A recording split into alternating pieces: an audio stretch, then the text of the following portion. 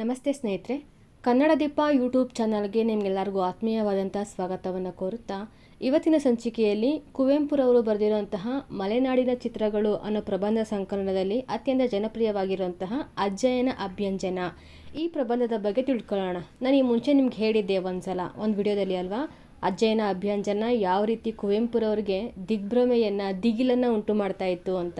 ಮುಂದೆ ಯಾವಾಗಾದರೂ ಇದ್ರ ಬಗ್ಗೆ ಡೀಟೇಲ್ ಆಗಿ ತಿಳ್ಕೊಳ್ಳೋಣ ಅಂತ ಹೇಳಿದೆ. ಇವತ್ತು ಹಾಗೆ ಬುಕ್ಸ್ ಕ್ಲೀನ್ ಮಾಡಬೇಕಾದ್ರೆ ಈ ಬುಕ್ ಸಿಕ್ತಲ್ವಾ, ಇದನ್ನು ನಿಮ್ಮ ಹತ್ರ ಹಂಚ್ಕೊಳ್ಳೋಣ ಅಂತ ಅನ್ನಿಸ್ತು. ಹಾಗಾಗಿ ನೋಡಿ, ಇದ್ರ ಬಗ್ಗೆ ಜಾಸ್ತಿ ವಿವರಣೆ ಹೇಳೋದಿಲ್ಲ, ಯಾಕಂದರೆ ಇದು ಹೊಸಗನ್ನಡದಲ್ಲಿದೆ ಅಲ್ವಾ, ನೀಟಾಗಿ ಅರ್ಥ ಆಗುತ್ತೆ. ನಾನು ಓದಿದ್ರೆ ಸಾಕು, ನಿಮಗೆ ಅದು ಕಲ್ಪನೆಯಲ್ಲೇ ಒಂದು ಚಿತ್ರಣವನ್ನು ಮೂಡಿಸುತ್ತೆ ಅಂತ ಅಂದ್ಕೊಂಡಿದ್ದೀನಿ. ಕುಪ್ಪಳ್ಳಿ ವೆಂಕಟಪ್ಪನವರ ಮಗ ಪುಟ್ಟಪ್ಪ. ಕುವೆಂಪುರವರು ಹುಟ್ಟಿದ್ದು ಶಿವಮೊಗ್ಗ ಜಿಲ್ಲೆಯ ಕುಪ್ಪಳ್ಳಿಯಲ್ಲಾದರೂ ಕೂಡ ತಮ್ಮ ಜೀವಿತಾವಧಿಯ ಬಹುಪಾಲನ್ನು ಕಳೆದದ್ದು ಮೈಸೂರಿನಲ್ಲಿ. ಹೀಗಿದ್ದು ಮಲೆನಾಡಿನ ದಟ್ಟ ಕಾಡಿನ ನಡುವಿನ ಬಾಲ್ಯ ದಿನಗಳನ್ನು ಮತ್ತೆ ಮತ್ತೆ ನೆನಪಿಗೆ ತಗೊಂಬಂದು ಅವುಗಳನ್ನು ಅತ್ಯಂತ ಖುಷಿಯಿಂದ ಬರಹ ರೂಪಕ್ಕೆ ಇಳಿಸಿದ್ದಾರೆ. ಅಂಥವುಗಳಲ್ಲಿ ಒಂದು ಈ ಅಜ್ಜಯ್ಯನ ಅಭ್ಯಂಜನ. ಯಾರು ಈ ಅಜ್ಜಯ್ಯ? ಕುವೆಂಪುರವರ ತಾಯಿಯ ತಂದೆ ಅಜ್ಜಯ್ಯ ಅವರು, ಕುವೆಂಪು ಅವರ ತಾತ. ಅವರು ಸ್ನಾನ ಮಾಡುವಂತಹ ರೀತಿ ಅಭ್ಯಂಜನ. ಸರಳ ಅರ್ಥದಲ್ಲಿ ಅಭ್ಯಂಗ ಅಂದರೆ ಮೈಗೆಲ್ಲ ಎಣ್ಣೆ ಹಚ್ಕೊಂಡು ಬಿಸಿ ನೀರಲ್ಲಿ ಸ್ನಾನ ಮಾಡುವಂಥದ್ದು. ಆದರೆ ಕುವೆಂಪುರವರು ಹೇಳ್ತಾ ಇರುವಂತಹ ಈ ಅಜ್ಜಯ್ಯನ ಅಭ್ಯಂಜನ ಅದೊಂದು ರೀತಿ ಜಾತ್ರೆ ಮಹೋತ್ಸವ ಥರ ಕಾಣ್ತಾ ಇತ್ತಂತೆ. ಯಾವ ರೀತಿ ಇತ್ತು ಅಂತ ನಾವು ಇವಾಗ ನೋಡೋಣ. ಮಲೆನಾಡಿನ ಜೀವನವನ್ನು ಸಾಮಾನ್ಯವಾಗಿ ನಿರುದ್ವಿಗ್ನ ಎಂದು ಕರೆಯಬಹುದು. ಅಂದರೆ ಮಲೆನಾಡಿನ ಜೀವನ ಪ್ರಶಾಂತವಾಗಿರುವಂತಹ ಜೀವನ. ಅಲ್ಲಿ ಯಾವುದೇ ಆತಂಕಗಳಿರೋದಿಲ್ಲ, ಯಾವುದೇ ಜನಸಂದಣಿ ಇಲ್ಲ, ಕಿರಿಕಿರಿ ಇಲ್ಲದ ನೆಮ್ಮದಿಯುತ ಜೀವನ ಅಂತ ಹೇಳ್ಬೋದು. ನಗರಗಳಲ್ಲಿರುವಂತೆ ದ್ರುತಪದ ಸಂಚಾರವಿಲ್ಲ, ಮೋಟಾರು ಮೊದಲಾದ ಆತುರದ ಯಾನಗಳ ಗಡಿಬಿಡಿ ಇಲ್ಲ, ಸಿನಿಮಾ ನಾಟಕ ಶಾಲೆಗಳ ಉದ್ವೇಗವಿಲ್ಲ. ಚಿತ್ರ ವಿಚಿತ್ರವಾದ ವರ್ತಮಾನ ಸಂಕುಲದಿಂದ ಸಮಾಚ್ಛನ್ನವಾಗಿ ಶಾಂತಿ ಭಂಗಕಾರಿಗಳಾಗಿರುವ ಚಿತ್ರಗುಪ್ತನ ದಫ್ತರದಂತಿರುವ ಪತ್ರಿಕೆಗಳ ಗಲಭೆಯಂತೂ ಬಹುಮಟ್ಟಿಗೆ ಸೊನ್ನೆ. ಸಾಯಂಕಾಲದಲ್ಲಿ ದಿನದ ಬೇಸರವನ್ನು ಪರಿಹರಿಸಿಕೊಳ್ಳಲೆಂದು ಉಪನ್ಯಾಸ ಮಂದಿರಗಳಿಗೆ ಹೋಗಿ ನೀರಸವಾಗಿ ಭಾಷಣಗಳನ್ನು ಕೇಳಿ ಬೇಜಾರಿಗೆ ಬದಲಾಗಿ ಅಶಾಂತಿಯನ್ನು ತುಂಬಿಕೊಂಡು ಗೊಣಗುತ್ತಾ ಹಿಂತಿರುಗುವ ಪ್ರಸಂಗಗಳಂತೂ ಒದಗುವುದೇ ಇಲ್ಲ. ಅಲ್ಲಿರುವುದು ಕೇವಲ ಶಾಂತಿ, ವನ್ಯವಾದರೂ ಅನಾಗರಿಕವಲ್ಲದ ಶಾಂತಿ. ಸುತ್ತ ನೋಡಿದರೆ ಮಾಲೆ ಮಾಲೆಯಾದ ಮಲೆಗಳು, ದಟ್ಟವಾದ ಕಾಡುಗಳು, ಅಲ್ಲಿ ಮೌನವನ್ನೇ ಮಲಗಿಸುವ ಜೋಗುಳದಂತಿರುವ ಹಕ್ಕಿಗಳ ಸವಿದನಿ. ಮೇಲೆ ತಲೆ ಎತ್ತಿ ನೋಡಿದರೆ ಆಕಾಶ, ನೀಲಾಕಾಶ, ಅನಂತ, ಅಪಾರ, ಪ್ರಶಾಂತ. ಅಲ್ಲಿ ಸುತ್ತುವ ಬೆಳ್ಮುಗಿಲಿನ ತುಂಡುಗಳು ಕೂಡ ಮೆಲ್ಲಗೆ ಚಲಿಸುತ್ತಾ ಜಗತ್ತನ್ನು ಸ್ವಪ್ನದಿಂದ ಹೊದಿಸುವಂತೆ ತೋರುತ್ತವೆ. ದಾರಿಯಲ್ಲಿ ತೊರೆಗಳೇನೋ ಬಂಡೆಯಿಂದ ಹಿಡಿದು ಜಾರಿ ಹರಿಯುತ್ತಿರುತ್ತವೆ. ಆದರೆ ಹರಿದಾಟದಲ್ಲಿರುವುದು ತತ್ವಜ್ಞನ ಔದಾಸೀನ್ಯ, ಯೋಗಿಯ ನಿಷ್ಕಾಮ ಕರ್ಮ. ಜನಗಳ ನಿತ್ಯ ಜೀವನದಲ್ಲಿ ಕೆಲವು ಕ್ಷುದ್ರ ಉದ್ವೇಗಗಳಿರಬಹುದು. ಬಡ ಸಂಸಾರದ ಸಾಲದ ಶೂಲೆ, ಮನೆಯಲ್ಲಿ ಮಗುವಿಗೆ ಜ್ವರ. ಒಂದು ಎತ್ತನ್ನು ಹುಲಿ ಹಿಡಿದುದರಿಂದ ಈ ಸಾರಿ ಉಳಲು ಒಂದು ಎತ್ತು ಸಾಲದು. ಮಳೆಗಾಲಕ್ಕೆ ಬೇಕಾದ ಕಟ್ಟಿಗೆ ಇನ್ನೂ ಮನೆಗೆ ಬಂದಿಲ್ಲ. ಕೋರ್ಟಿನಲ್ಲಿ ಕೇಸು, ದನಕರುಗಳಿಗೆ ಜಕ್ಕಣಿಯ ಕಾಟ ಇತ್ಯಾದಿ. ನೋಡಿ, ಇದು ಕುವೆಂಪುರವರು ಕಂಡಿರುವಂತಹ ಮಲೆನಾಡಿನ ಜೀವನ ನಡೆಸುವಂತಹ ಕ್ರಮ. ಮುಂದೆ, ಇಂತಹ ಶಾಂತಿ ಪ್ರಪಂಚದಲ್ಲಿಯೂ ಕ್ರಾಂತಿ ಕಾಲಗಳಿವೆ. ಜನನ ಸಮಯದಲ್ಲಿ, ಮರಣ ಸಮಯದಲ್ಲಿ, ವಿವಾಹ ಕಾಲದಲ್ಲಿ, ಬೇಟೆಯಲ್ಲಿ ಮನೆಯ ಜನಗಳೆಲ್ಲ ತುಂಬ ಚಟುವಟಿಕೆಯಿಂದ ಇರುತ್ತಾರೆ. ಪೊಲೀಸರ ಕಾಟ, ಜಮಾಬಂದಿಯ ಊಟ ಇವುಗಳನ್ನು ಉತ್ಕ್ರಾಂತಿಗಳ ಗುಂಪಿಗೆ ಸೇರಿಸಬಹುದು. ಇವುಗಳ ವಿಚಾರವಾಗಿ ಮುಂದೆ ಹೇಳ್ತೀನಿ. ಮೇಲೆ ಹೇಳಿದ ವಿಷಯಗಳನ್ನು ಬಿಟ್ಟರೆ ಇನ್ನೊಂದು ಕ್ರಾಂತಿ ವಿಷಯವಿದೆ. ಅದು ಯಾವುದೆಂದು ಊಹಿಸಬಲ್ಲಿರೇನು? ಇಲ್ಲ, ನಿಮ್ಮಿಂದಾಗುವುದಿಲ್ಲ. ನೀವು ಬಯಲು ಸೀಮೆಯವರು. 5 ನಿಮಿಷದಲ್ಲಿ ಸ್ನಾನ ಮಾಡಿ 2 ನಿಮಿಷದಲ್ಲಿ ಊಟ ಮಾಡುವ ಜಾತಿಗೆ ಸೇರಿದವರು. ಹೋಗಲಿ, ನೀವು ಊಹಿಸಲಾಗದಿದ್ದರೆ ನಾನೇ ಹೇಳಿಬಿಡುತ್ತೇನೆ. ಅಭ್ಯಂಜನ. ಬೆರಗಾಗಬೇಡಿ, ನಿಮಗೆ ಗೊತ್ತಿಲ್ಲ. ಮಲೆನಾಡಿನಲ್ಲಿ ಅಭ್ಯಂಜನವೆಂದರೆ ಮಹಾಕಾರ್ಯ. ಅಭ್ಯಂಜನದ ದಿನ ಯಾರು ಸಾಯುತ್ತಾರೆ, ಯಾರು ಉಳಿಯುತ್ತಾರೆ, ಯಾರು ಮೂರ್ಛೆ ಬೀಳುತ್ತಾರೆ ಹೇಳೋದು ಕಷ್ಟ. ಆ ದಿನ ಮನೆಯಲ್ಲಿ ಗಲಭೆಯೋ ಗಲಭೆ. ನಾನು ಚಿಕ್ಕವನಾಗಿದ್ದಾಗ, ಏಕೆಂದರೆ ಈಗ ನಾಗರಿಕತೆ ಬಂದಿದ್ದರಿಂದ ಹಿಂದಿನ ಆಚಾರಗಳೆಲ್ಲ ಪರಿವರ್ತನೆಯಾಗಿ ಹೋಗ್ಬಿಟ್ಟಿದೆ. ಹಾಗಾಗಿ ನಾನು ಚಿಕ್ಕವನಾಗಿದ್ದಾಗ ನಮ್ಮ ಮನೆಯಲ್ಲಿ ಅಭ್ಯಂಗ ಅಂದರೆ ನಮಗೆಲ್ಲ ಜನನ, ಮರಣ, ವಿವಾಹ, ಪೊಲೀಸರ ಕಾಟ, ಜಮಾಬಂದಿ ಎಲ್ಲವೂ ಒಟ್ಟೊಟ್ಟಿಗೆ ಬಂದ ಹಾಗೆ ಅನುಭವ ಆಗ್ತಾಯಿತ್ತು. ನಾವಾಗ ವಿದ್ಯಾರ್ಥಿಗಳಷ್ಟೇ. ಐಗಳು ನಮ್ಮ ಮನೆಯಲ್ಲಿಯೇ ಕೂಲಿ ಕೆಲಸ ಮಾಡುತ್ತಿದ್ದರು. ನೋಡಿ, ಐಗಳು ಅಂತಂದರೆ ಮೇಷ್ಟ್ರುಗಳು, ಟೀಚರ್ಸು. ಕುವೆಂಪುರವ್ರ ಮನೆಯಲ್ಲೇ ಮನೆ ಕೆಲಸವನ್ನು ಸಹ ಮಾಡ್ತಾಯಿದ್ರು. ಅವರು ಶಿಕ್ಷಕರು ಆಗಿದ್ದರು, ಅವ್ರ ಮನೆಯಲ್ಲಿ ಕೆಲಸ ಮಾಡೋವಂಥವ್ರು ಆಗಿದ್ದರು. ತುಂಬ ಚೆನ್ನಾಗಿ ನೋಡ್ಕೊತಾ ಇದ್ರು ಅವ್ರ ಮನೆಯವರು ಕೂಡ. ಐಗಳು ಅಂತ ಕರಿತಾಯಿದ್ರು. ನಮಗೆ ಅವರು ಮೇಷ್ಟ್ರಾದರೂ ನಮ್ಮ ಹಿರಿಯರಿಗೆ ಅವರು ಕೂಲಿಯಾಳು. ಐಗಳು ನಮಗೆ ಅ ಆ ಇ ಈ ಹೇಳಿಕೊಡುವುದರ ಜೊತೆಗೆ ಎಣ್ಣೆ ಹಚ್ಚುವುದು, ಸ್ನಾನ ಮಾಡಿಸುವುದು, ಸಮಯ ಬಿದ್ದರೆ ಬಟ್ಟೆ ಒಗೆದು ಕೊಡುವುದು, ಪ್ರಸಂಗ ಒದಗಿದರೆ ಗುಡಿಸುವುದು, ಸನ್ನಿವೇಶ ಪ್ರಾಪ್ತವಾದರೆ ಯಜಮಾನರ ಕೂಸನ್ನು ಆಡಿಸುವುದು. ಅವರ ವೃತ್ತಿಯಲ್ಲಿ ಅದೂ ಒಂದು ಭಾಗವಾಗಿದ್ದುದರಿಂದ ಆಳು ಲೆಕ್ಕ ಇಡುವುದು, ಪುಣ್ಯ ಕಾರ್ಯವಾದುದರಿಂದ ದೇವರ ಪೂಜೆ ಮಾಡುವುದು ಇತ್ಯಾದಿ ಇತ್ಯಾದಿ ಚಿಲ್ಲರೆ ಕೆಲಸಗಳನ್ನು ಸಾಂಗವಾಗಿ ನೆರವೇರಿಸುತ್ತಿದ್ದರು. ನಮಗೆ ಭಾನುವಾರ ರಜಾ, ಜೊತೆಗೆ ಅಭ್ಯಂಜನದ ಸಜಾ. ಆ ದಿನ ಎಲ್ಲಾದರೂ ತಿರುಗಾಡ್ಕೊಂಡು, ಹಣ್ಣು ಗಿಣ್ಣು ಕಿತ್ಕೊಂಡು, ಮರಗಿರ ಹತ್ತಿ, ಕಲ್ಗಿಲ್ಲು ಒಡೆದು, ತಲೆಗಿಲ್ಲೆ ಒಡ್ಕೊಂಡು ಏನಾದರೂ ಒಂದು ಸಾಹಸ ಗಿಹಸ ಮಾಡಿ ಬೇಜಾರು ಕಳ್ಕೊಳ್ಳೋಣ ಅಂದರೆ ಹಾಳು ಅಭ್ಯಂಜನ ಬಂದು ನಮಗೆಲ್ಲ ಬಹಳ ತೊಂದರೆ ಕೊಡ್ತಾಯಿತ್ತು. ಬೆಳಗ್ಗೆ 6 ಗಂಟೆಯಿಂದ ರಾತ್ರಿ 8 ಗಂಟೆವರೆಗೂ ಎಣ್ಣೆ ಸ್ನಾನದ ತೀರ್ಥಯಾತ್ರೆ. ಅದೇನು ಒಬ್ಬರೇ ಇಬ್ಬರೇ, ಮನೆ ಮಂದಿಗೆಲ್ಲ ಅಭ್ಯಂಗ. ಅದರಲ್ಲೂ ನಮ್ಮ ಅಜ್ಜಯ್ಯನ ಅಭ್ಯಂಗವೇ ಅರ್ಧ ದಿನ ಆಪೋಷಣ ಮಾಡ್ತಾಯಿತ್ತು. ಅವರು ವಯಸ್ಸಾದವರು, ದೇವರಲ್ಲಿ ಬಹಳ ಭಕ್ತಿ. ಕಳ್ಳನ್ನು ಬಹಳ ಮಿತವರಿತು ತೀರ್ಥದಂತೆ ಪಾನ ಮಾಡ್ತಾಯಿದ್ರು. ಕಳ್ಳು ಅಂದರೆ ಅದೇ ಮದ್ಯ ಸೇವನೆ. ಅದು ಅನ್ನಕ್ಕಿಂತಲೂ ಅಭ್ಯಂಜನವೇ ಶ್ರೇಷ್ಠ ಎನ್ನುವುದು ಅವರ ಧ್ಯೇಯೋಕ್ತಿಯಾಗಿತ್ತು. ಅಭ್ಯಂಜನ ಮಾಡಿ ಮಾಡಿ ದೇಹ ಸ್ವಲ್ಪ ಸ್ಥೂಲತೆಯ ಕಡೆಗೆ ಒಲಿದಿತ್ತು. ವಾರಕ್ಕೊಂದು ಅಭ್ಯಂಜನ ಮಾಡುತ್ತಿದ್ದರೆ ಅಮೃತತ್ವ ಲಭಿಸ್ತದೆ ಅಂತ ತಿಳ್ಕೊಂಡಿದ್ರು ಅಂತ ಕಾಣ್ತದೆ. ಆದರೆ ಪಾಪ ಕೆಲವು ವರ್ಷಗಳ ಹಿಂದೆ ಅವರು ತೀರಿಕೊಂಡೇ ಬಿಟ್ಟರು. ಬಹುಶಃ ಅವರು ಸ್ವರ್ಗಕ್ಕೆ ಹೋಗಿರಬೇಕು ಅಂತ ನಾನು ತಿಳಿದಿದ್ದೀನಿ. ಅಲ್ಲೇನು ಕಡಿಮೆ, ಎಣ್ಣೆ, ಸೀಗೆಕಾಯಿ, ನೀರು, ಬೆಂಕಿ ಬೇಕಾದಷ್ಟಿದೆ. ಅಪ್ಸರೆಯರು ಮಂದೆ ಇದ್ದಾರೆ. ಅಭ್ಯಂಜನ ಮಾಡಿದ್ದೇ ಮಾಡಿದ್ದು. ಅವರೇನು ಸ್ವರ್ಗದಲ್ಲಿ ದಿನಕ್ಕೆ 24 ಸಾರಿ ಅಭ್ಯಂಜನ ಮಾಡ್ತಾರೋ ಏನೋ. ಮಾಡಲಿ ಪಾಪ, ಬೇಕಾದಷ್ಟು ಮಾಡಲಿ. ಮಾನವನ ಈಶ್ವರ ಪ್ರೇಮಕ್ಕೆ ಅಷ್ಟಾದರೂ ಪ್ರತಿಫಲ ಬೇಡವೇ? ಒಂದಿಷ್ಟು ಅಭ್ಯಂಜನವನ್ನು ಕೊಡಲಾರದ ದೇವರ ಅಮೃತತ್ವವನ್ನು ಕೊಡಬಲ್ಲನೆ. ನಮ್ಮ ಮನೆಯಲ್ಲಿ ಸ್ನಾನದ ಇಲಾಖೆಯೇ ಪ್ರತ್ಯೇಕವಾಗಿತ್ತು. ಯಾರಿಗೋ ಸಂಬಳ ಕೊಡಬೇಕೆಂದು ಇಲಾಖೆ ನಿರ್ಮಿತವಾಗಿರಲಿಲ್ಲ, ಪರಂಪರೆಯಿಂದ ಬಂದುದು. ಮಾಮೂಲನ್ನು ತಪ್ಪದೇ ನಡೆಯುತ್ತಿದ್ದ ನಮ್ಮವರು ಬರುವ ಆದಾಯ ತನ್ನ ಮಾಮೂಲನ್ನು ತಪ್ಪಿ ನಡೆದರೂ ಅಭ್ಯಂಜನದ ಮಾಮೂಲನ್ನು ಮಾತ್ರ ಬಿಟ್ಟಿರಲಿಲ್ಲ. ಬಚ್ಚಲು ಮನೆಯೇ ಬೇರೆ. ಇದೇನು ಕಣ್ಣು ಬಿಡುತ್ತಿದ್ದೀರಿ? ಹೋ, ನಾನು ಮೊನ್ನೆ ಹೇಳಿದ್ದನ್ನು ಮರೆತಂತಿದೆ. ನೀವು ಹೀಗೆಲ್ಲ ಮರೆತರೆ ನನ್ನ ಹರಟೆ ತುಂಡುಗಡಿದು ಹೋಗುತ್ತದೆ. ನಮ್ಮ ಕಡೆ ಸ್ನಾನದ ಮನೆಗೆ ಬಚ್ಚಲು ಎಂದು ಕರೆಯುತ್ತಾರೆ. ಬಚ್ಚಲಿನಲ್ಲಿ ಒಂದು ದೊಡ್ಡ ಒಲೆ, ಕಬ್ಬಿಣವನ್ನು ಬೇಕಾದರೂ ಕರಗಿಸಬಹುದು ಅದರಲ್ಲಿ. ಆ ಒಲೆಯ ಬಾಯಿ 3 ಅಡಿ ಎತ್ತರ, 3 ಅಡಿ ಅಗಲ. ಒಲೆಯ ಮೇಲೆ 2 ದೊಡ್ಡ ಹಂಡೆಗಳನ್ನು ಹೂಳಿರುತ್ತಾರೆ. ಅವುಗಳನ್ನು ತೂತು ಬೀಳುವವರೆಗೂ ತೆಗೆಯುವುದಿಲ್ಲ. ಹೊರಗೆ ತೆಗೆಯಬೇಕಾದರೆ ಅರ್ಧ ಒಲೆಯನ್ನೇ ಕೀಳಬೇಕು. ಆ ಹಂಡೆಗಳ ತುಂಬ ನೀರು ಹಾಕಿ ಕಾಯಿಸುತ್ತಾರೆ ನೋಡಿ, ತಕಪಕ ಕುದಿಯುವವರೆಗೆ. ಅಕ್ಕಿ ಹಾಕಿದ್ರಂತೂ ತಕ್ಷಣ ಅನ್ನ ಆಗಿ ಹೋಗ್ಬಿಡುತ್ತೆ. ಆ ಒಲೆಯ ಬೆಂಕಿಯೇ 3-4 ಹೆಣಗಳನ್ನು 6-7 ನಿಮಿಷಗಳಲ್ಲಿ ಸುಟ್ಟು ಬೂದಿ ಮಾಡಿಬಿಡ್ಬಹುದು.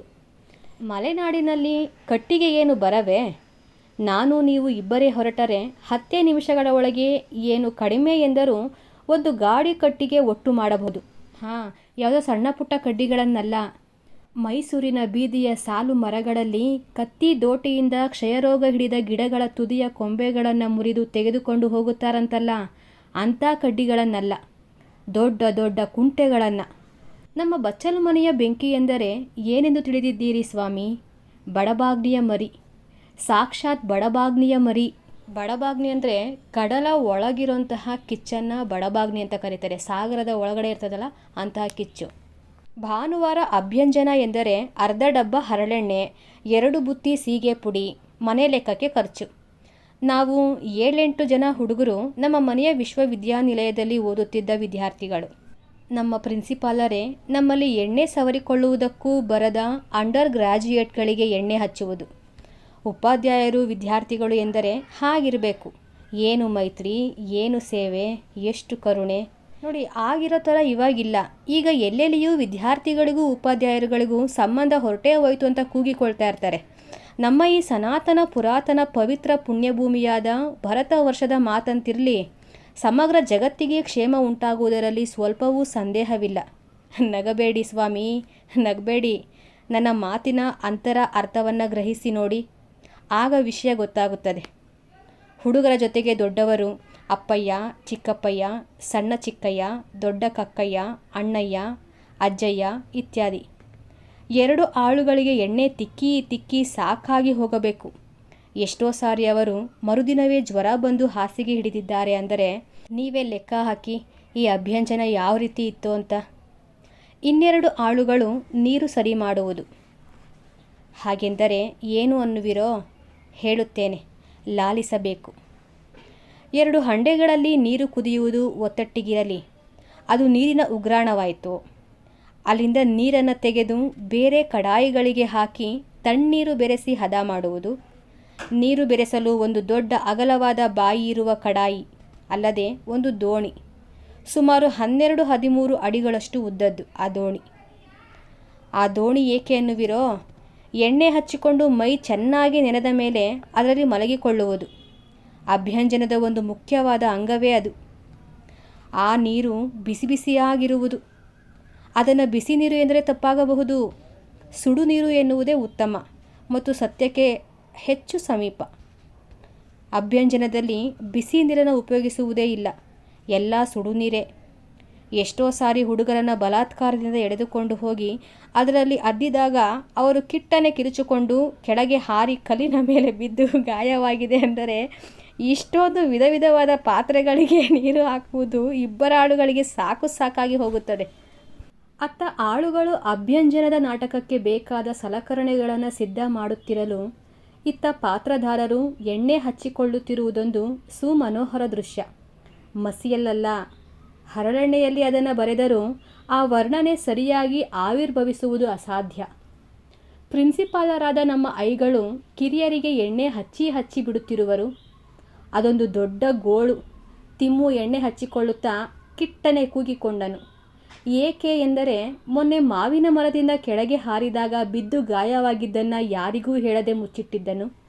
ಐಗಳು ಅದನ್ನು ಅರಿಯದೆ ಕುದುರೆಗೆ ಮಾಲೀಸು ಮಾಡುವಂತೆ ಎಣ್ಣೆ ತಿಕ್ಕಿದರು.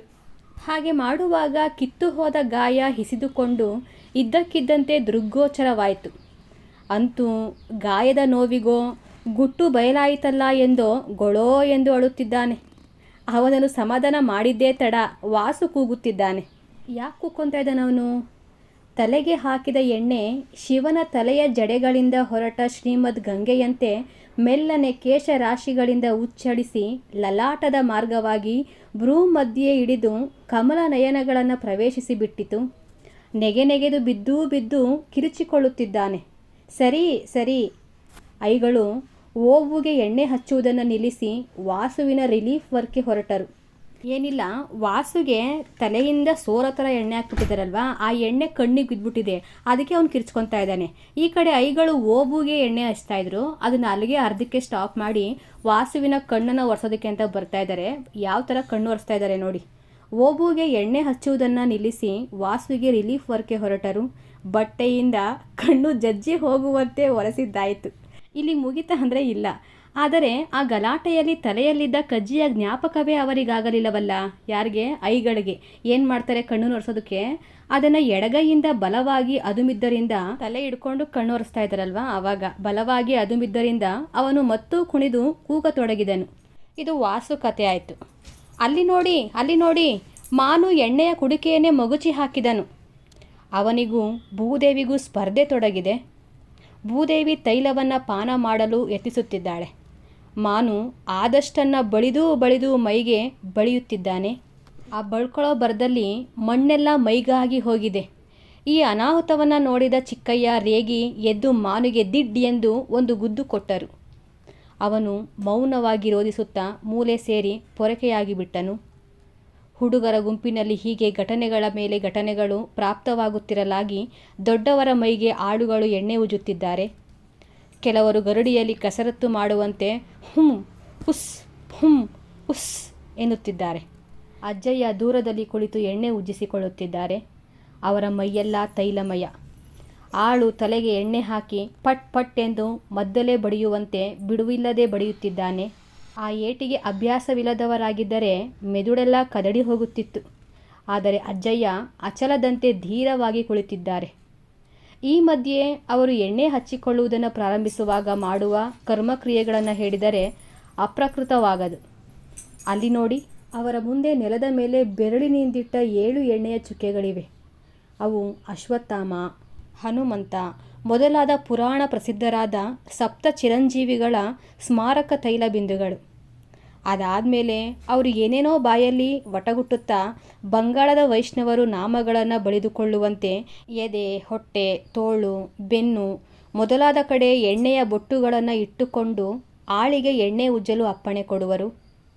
ಈ ಪ್ರಾರಂಭೋತ್ಸವವನ್ನು ನಾವು ಬಹಳ ಭಯಭಕ್ತಿಗಳಿಂದ ದೇವರಿಗೆ ಮಾಡುವ ಮಂಗಳಾರತಿಯನ್ನು ನೋಡುವಂತೆ ನೋಡುತ್ತಿದ್ದೆವು. ಇಷ್ಟು ಹೊತ್ತಿಗೆ ದೊಡ್ಡ ಬೋಗುಣಿಯಲ್ಲಿ ಪಾನಕ ಸಿದ್ಧವಾಗುವುದು.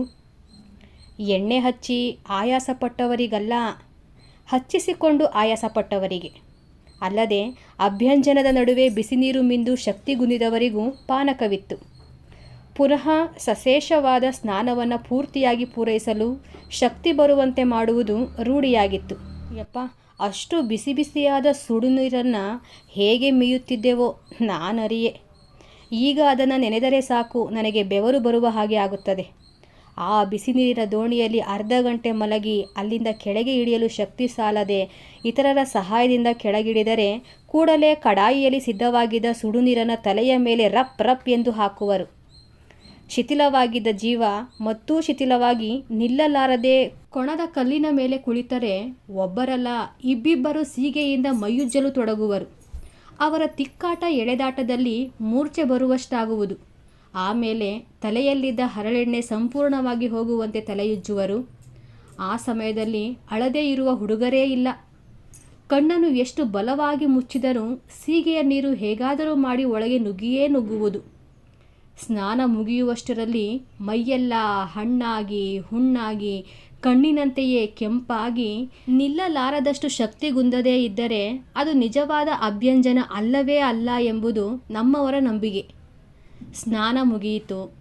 ಐಗಳು ಹುಡುಗನನ್ನು ಮೆಲ್ಲನೆ ಕೈ ಹಿಡಿದು ನಡೆಸಿಕೊಂಡು ಹೋಗಿ ಸಿದ್ಧವಾಗಿದ್ದ ಹಾಸಿಗೆಯ ಮೇಲೆ ಮಲಗಿಸುವರು. ಚೆನ್ನಾಗಿ ಬೆವರಲಿ ಎಂದು ಶಾಲು, ಕಂಬಳಿ, ರಗ್ಗು ಎಲ್ಲವನ್ನು ಮುಖ ಮುಚ್ಚಿ ಹೊದಿಸುವರು. ಒಳಗೆ ಪ್ರಾಣಿ ಬೆವೆತು ಹಾಸಿಗೆಯೆಲ್ಲ ತೊಯ್ದು ಹೋಗುತ್ತದೆ. ಹೀಗೆ ಹುಡುಗರನ್ನು ಒಬ್ಬೊಬ್ಬರನ್ನಾಗಿ ಹಣ್ಣು ಮಾಡಿ ಹಾಸಿಗೆಗೆ ತಳ್ಳಿದ ಮೇಲೆ ದೊಡ್ಡವರ ಸ್ನಾನ ಪ್ರಾರಂಭವಾಗುತ್ತದೆ. ಕಡೆಯಲ್ಲಿ ನಮ್ಮ ಅಜ್ಜಯ್ಯನವರ ಅಭ್ಯಂಜನ. ಎಲ್ಲರಿಗೂ ಹೆದರಿಕೆ. ಅಜ್ಜಯ್ಯಗೆ ಎಲ್ಲರಿಗಿಂತಲೂ ಹೆಚ್ಚು ಬಿಸಿಯಾದ ನೀರು ಬೇಕು. ಅವರು ಮೀಯುವ ನೀರಿಗೆ ನಾವು ಕೈಯಿಟ್ಟರೆ ಥಟ್ಟನೆ ಹೊರಗೆ ಎಳೆದುಕೊಳ್ಳುವಂತಾಗುತ್ತಿತ್ತು. ಅಭ್ಯಂಜನದ ಕಾಲದಲ್ಲಿ ಅವರು 2-3 ಸಾರಿಯಾದರೂ ಮೂರ್ಛೆ ಹೋಗದೇ ಇರುವಂತಿರಲಿಲ್ಲ. ಅಷ್ಟೊಂದು ಬಿಸಿಯಾದ ನೀರನ್ನು ಮಿಂದರೆ ಯಾರಿಗೆ ತಾನೇ ಮೂರ್ಛೆ ಬರುವುದಿಲ್ಲ? ಅದರಲ್ಲಿಯೂ ಸ್ವಲ್ಪ ವಯಸ್ಸಾದವರು. ಅವರು ದೋಣಿಯಲ್ಲಿ ದೀರ್ಘಕಾಲ ಮಲಗುವರು. ಏಳುವಾಗ 1 ಲೋಟ ಪಾನಕ ಕುಡಿಯುವರು. ಆಮೇಲೆ ಕೊಣದಲ್ಲಿ ಕುಳಿತು ತಲೆಯ ಮೇಲೆ ಸುಡು ನೀರು ಹಾಕಿಸಿಕೊಳ್ಳುವರು. ಒಬ್ಬರಲ್ಲ, ಇಬ್ಬರು ಚೊಂಬುಗಳಲ್ಲಿ ಕಡಾಯಿಯಿಂದ ಮೊಗೆದು ಎಡೆಬಿಡದೆ ನೀರನ್ನು ಎತ್ತರದಿಂದಲೇ ರಪ್ ರಪ್ ಎಂದು ನೆತ್ತಿಗೆ ಹೊಡೆಯುವರು. ಈ ದ್ವಿತೀಯ ಕರ್ಮವಾದ ಮೇಲೆ 1 ಲೋಟ ಪಾನಕ ಖರ್ಚಾಗುತ್ತಿತ್ತು. ಆಮೇಲೆ ಆಳುಗಳು ಮೈಕೈಗಳನ್ನು ತಲೆಯನ್ನು ಸೀಗೆಕಾಯಿಂದ ಗಸಗಸ ಉಜ್ಜುತ್ತಿದ್ದರು. ಪುನಃ ಸುಡು ನೀರು ಜಲಪಾತದಂತೆ ತಲೆಯ ಮೇಲೆ ಬೀಳುತ್ತಿತ್ತು. ಇಷ್ಟು ಹೊತ್ತಿಗೆ ಮೂರ್ಛೆ ಹೋಗಿ ಕೊಣದ ಕಲ್ಲಿನ ಮೇಲೆ ಮಲಗಿಬಿಡುತ್ತಿದ್ದರು. ಆಗ ಆಹಾಕಾರವೆದ್ದು ಜನಗಳು ಹಿಂದೆ ಮುಂದೆ ಓಡಾಟ ಮಾಡುವುದೇ ಕಾರ್ಯದಕ್ಷತೆಯ ಚಿಹ್ನೆ ಎಂದು ತಿಳಿದುಕೊಂಡಂತೆ ತೋರುತ್ತಿತ್ತು. ಒಳಗಿನಿಂದ ಅಜ್ಜಮ್ಮ ಬರುತ್ತಿದ್ದರು. ಕೆಲವರು ಪಾನಕ ಕುಡಿಸುವರು, ಕೆಲವರು ತಣ್ಣೀರನ್ನು ತಲೆಗೆ ತಟ್ಟುವರು, ಕೆಲವರು ಗಾಳಿ ಬೀಸುವರು, ಕೆಲವರು ತೋಟದಾಚೆಯ ಭೂತರಾಯನಿಗೆ ಅಡ್ಡಬಿದ್ದು ಅಜ್ಜಯ್ಯನನ್ನು ಸಂರಕ್ಷಿಸುವಂತೆ ಅಂಗಲಾಚಿ ಬೇಡುವರು. ಅಂತೂ ಸ್ವಲ್ಪ ಹೊತ್ತಿಗೆ ಅಜ್ಜಯ್ಯನ ಮೂರ್ಛೆ ಕೊನೆಗೊಂಡು ಅಮ್ಮಯ್ಯ, ನಾರಾಯಣ ಮೊದಲಾದ ಶಬ್ದಗಳು ಅವರ ಬಾಯಿಂದ ಹೊರಬಿದ್ದು ಎಲ್ಲರಿಗೂ ಧೈರ್ಯವನ್ನುಂಟು ಮಾಡುತ್ತಿದ್ದವು. ಸರಿ, ಮತ್ತೆ ಜಳಕ, ಮತ್ತೆ ಮೂರ್ಛೆ. ಹೀಗಾಗಿ ಕೊನೆಯ ಸ್ನಾನ ಕೊನೆಗಾಣುವಾಗ ಅವರು ಗಂಗೆ, ಯಮುನೆ ಮೊದಲಾದ ಪುಣ್ಯ ನದಿಗಳ ಹೆಸರಿನ ಪಟ್ಟಿಯೊಂದನ್ನು ಗಟ್ಟಿಯಾಗಿ ಉಚ್ಚರಿಸಿ 4 ದಿಕ್ಕುಗಳಿಗೂ ಕೈ ಮುಗಿಯುತ್ತಿದ್ದರು. ಇಬ್ಬರು ಎರಡೂ ಕೈಗಳನ್ನು ಹಿಡಿದು ಹಾಸಿಗೆಗೆ ಕರೆದೊಯ್ಯುತ್ತಿದ್ದರು. ಹೋಗುವಾಗ ಅವರ ಮೈ ಹೊಗೆಯಾಡುವಂತೆ ಕಾಣುತ್ತಿತ್ತು. ಅಲ್ಲಿ ಸಿದ್ಧವಾಗಿದ್ದ ಕಂಬಳಿ ಮೊದಲಾದವುಗಳನ್ನು ಮೈ ತುಂಬ ಹೊದೆದುಕೊಂಡು ಮಲಗಿ ಬೆವರಿಸಿಕೊಳ್ಳುತ್ತಿದ್ದರು. ಅವರು ಆ ದಿನ ರಾತ್ರಿ ಊಟ ಮಾಡುತ್ತಿರಲಿಲ್ಲ. ಬರಿಯ ಹಾಲನ್ನೇ ಕುಡಿದು ಮಲಗಿಬಿಡುವರು. ಅವರ ಕಾಲ ಮುಗಿದು ಹೋಯಿತು. ಅವರೊಡನೆ ಅಭ್ಯಂಜನ ಮಹೋತ್ಸವವು ಮರೆತು ಹೋಯಿತು.